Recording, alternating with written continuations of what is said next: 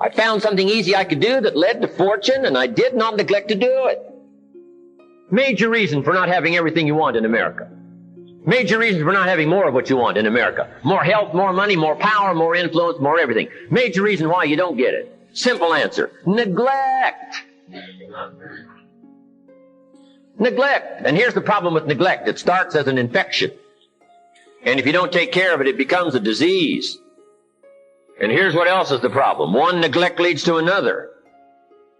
Neglect to do wise things with your money, you'll probably neglect to do wise things with your time. Neglect to do wise things with your time, you'll probably neglect to do wise things with your business. One leads to another, leads to another. Pretty soon, neglect has you by the throat, emptying your purse, emptying your heart, emptying all of your chances for equities and power and all the good things. Neglect. I blame my negative relatives. They were always putting me down.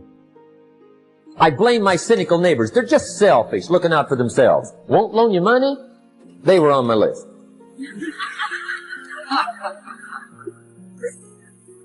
I used to blame the economy. I blamed the community. That's a pretty good list for not doing well, isn't it? I thought it was good. I'll never forget one day. Mr. Schoaf was very kind, but he was also very blunt. And this was no exception. And I'm glad he was blunt. There's a lot of things I'd have missed if he hadn't have been blunt. One day, with sort of a curious look on his face, he said, Jim, just out of curiosity, tell me, how come you haven't done well up until now? Translate our questions, translate our answers, our perceptions, what we see, to be able to say it. And I'm telling you, if you have a limited way of translating and expressing what's going on in your heart and what's going on in your head, you'll fall way behind. So you'd have twin problems without a good vocabulary. Number one, you wouldn't be able to see. Number two, you wouldn't be able to express. And your world would keep getting smaller and smaller and smaller, not having the vision, not having the tool. Finally, you wouldn't need a place much bigger than 10 by 12 to live. Why? That's about as big as some people's world is. That's all they've got, this little narrow world, making mistakes every day. Why? They can't see. Getting it wrong every day. They can't comprehend. They can't understand. No tools with which to translate. For good communication, number one is having something good to say. Number two is saying it well. And number three is reading your audience. You've got to read what's going on between you and the people you're talking to. Should you say what you're saying a little softer? Should you say it a little stronger? Should you explain it more? Should you be more clear and concise? Should you quit? A lot of the decision-making that's going on during a conversation with someone depends on how well you can read, how well you can tell what's going on in the minds of those you're trying to reach. Sometimes those little reasons are the most powerful reasons that can change your life. Sometimes it doesn't take much. I now carry several $100s in my money clip. It's only a few $100s, but it was one of those reasons that turned my life around. Just before I met Mr. Schoaf, I heard a knock at the door. I go to the door, and there's a little girl standing there about this tall selling Girl Scout cookies. And she gave me one of the finest sales presentations I've ever heard. Special deal, several flavors, this whole package of stuff, $2. And with a big smile, she very politely asked me to buy. And I wanted to. Big problem. I'm broke. I don't have $2. And to this day, I can remember the pain and the embarrassment. I'm a father. I'm a husband. I've been to college. I'm working. I'm 25. I don't have $2. And I didn't want to tell her that for some reason. So I did what I thought was next best. I lied to her. I said, hey, look, I've already bought lots of Girl Scout cookies. I've still got plenty stacked in the house, which was not true. But it seemed to get me off the hook for the moment. She said, well, gosh, that's wonderful. Thank you very much. And she went away. When she left, I closed the door, and that was the day I said to myself, I don't want to live like this anymore. I've had it with lying, and I've had it with being broke. I'm never going to let this happen to me ever again. I promised that day I would work as hard as possible and would always carry plenty. It took me a little while, but now I do.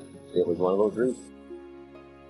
And I guess I carry plenty for two reasons. One is the way it makes me feel, but also in case I bump into another Girl Scout selling cookies.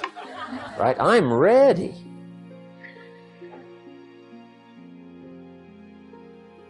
I walked out of the Bank of America one time up in Saratoga, California, where I used to live.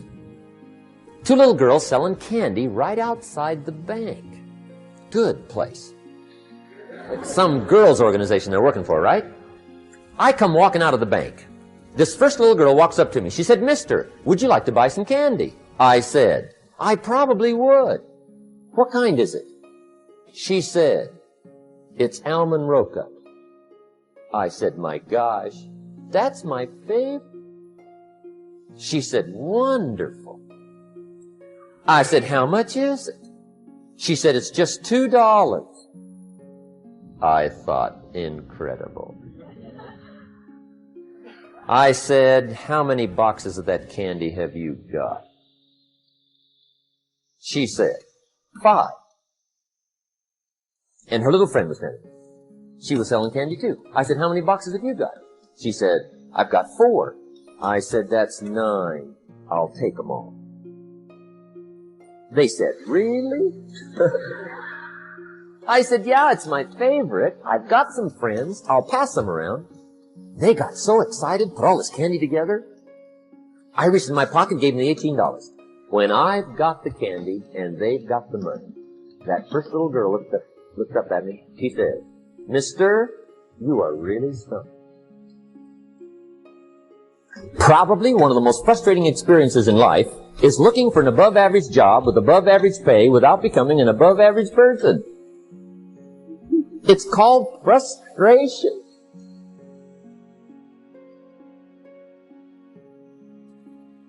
And Mr. Schoaf gave me probably the greatest clue he gave me when I first met him. He said, Jim, if you want to be wealthy and happy the rest of your life, just learn this lesson well. He said, learn to work harder on yourself than you do on your job. For things to change for you, you've got to change. It's not that we have a short time to live, but that we waste a lot of it. Everybody has time. Stop watching f***ing Lost. If you want this, if you want bling bling, if you want to buy the jets, if you want to do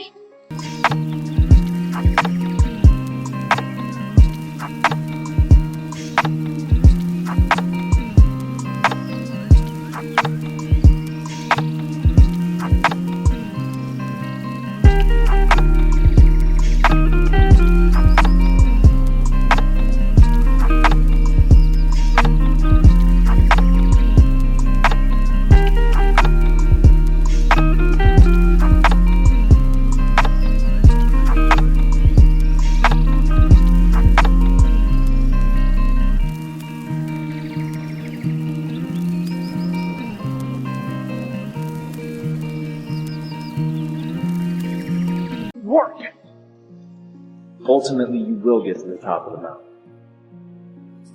In order to build a business, in order to be the best parent, the best spouse, to do all those things that you know you want to do with your life, with your work, with your dreams, you're going to have to do things that are difficult, uncertain, or scary.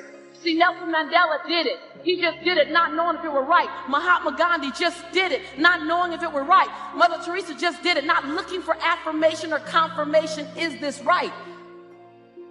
A lot of people ain't honest with themselves about what they really want. You want to make more money than you've ever made. You want to travel the world. I don't know. You want to build your second home. I'm not sure what you want, but I need you to understand that you got to give some. You can't stay where you are and go where you're trying to go. Don't allow anybody else's opinions. Don't allow what it says on the internet. Don't allow the research. Don't allow what anybody out there tells you is possible or not possible for you. Self-made millionaires have been studied exhaustively. They've been analyzed. They've been interviewed by the hundreds of thousands and millions. And what we know is exactly who they are and what they do and how they think. And the wonderful thing is this, if you do what other successful people do, you eventually get the same result that they do. To realize that you can make whatever change you want to make in your life. As Napoleon Hill said, first comes thought. The beginning, as you will observe, is in the imagination. And that's the key to getting started, is you have to understand that you already have everything that you want, but you've got to think about what it is you're trying to create in your life first. And get moving. If it's just to get up and read and get your mind right for the day. So you got to get up early, show up early, get there, get after it, attack the day, make things happen. Most people wait for things to happen. Winners make things happen. It's hard to keep the spirit up. Hard. It's hard. Where you need to refuel and replenish yourself mentally and emotionally and spiritually, and you got to battle in your home base. It's hard. I can tell you from my experience, it's worth it.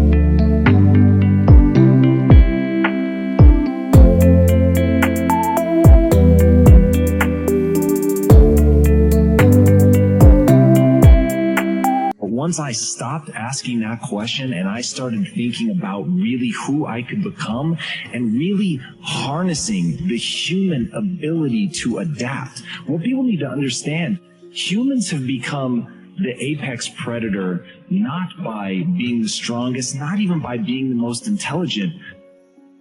Nonetheless. And in all the good stories you end up finding this. And the one that I've been... Genie is the root word of genius.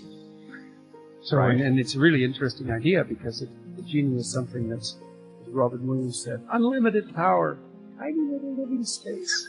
Right, and yeah. But it's a really interesting idea because there's this unlimited power that's associated with genius, but it's constrained, and that's really what the human spirit is like, because it has this aspect of the infinite, right? And it is something that can grant wishes. But it's also constrained terribly. It's constrained morally and physically and all that. But the thing is that both the infinite possibility and the constraint are necessary. That's what makes up the genie. It has to be both at the same time.